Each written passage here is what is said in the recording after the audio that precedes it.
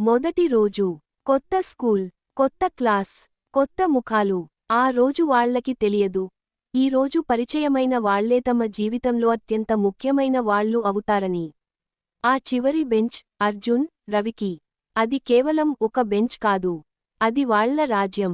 అక్కడ పాఠాలు తక్కువ, అల్లరి ఎక్కువ. అర్జున్ ఎప్పుడూ సార్ వైపు చూసేవాడు. కాని ఆ రోజు మొదటిసారి సార్ వెనక్కి తిరిగినప్పుడల్లా అతని చూపు మరో వైపు వెళ్ళింది. నీ దగ్గర పెన్సిల్ ఉందా అని నేహా అడిగింది. అర్జున్ దగ్గర ఉంది, కాని అతను వెంటనే చెప్పలేదు. ఎందుకంటే ఆమెతో మాట్లాడటమతనికి కొత్తగా అనిపించింది. అతను పెన్సిల్ ఇచ్చాడు. థాంక్స్ అని నేహా నవ్వింది. ఆ చిన్న నవ్వు అర్జున్కి మాత్రం ఆ రోజు మొత్తం గుర్తుండిపోయింది.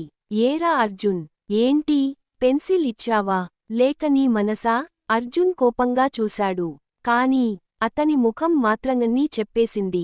టిఫిన్ టైం వచ్చేసరికి వాళ్ల మధ్య ఎవరు కొత్తవారు కాదు.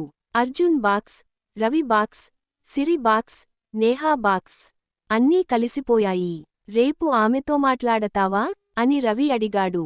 ఎవరితో అని అర్జున్ నటించాడు. రవి నవ్వాడు.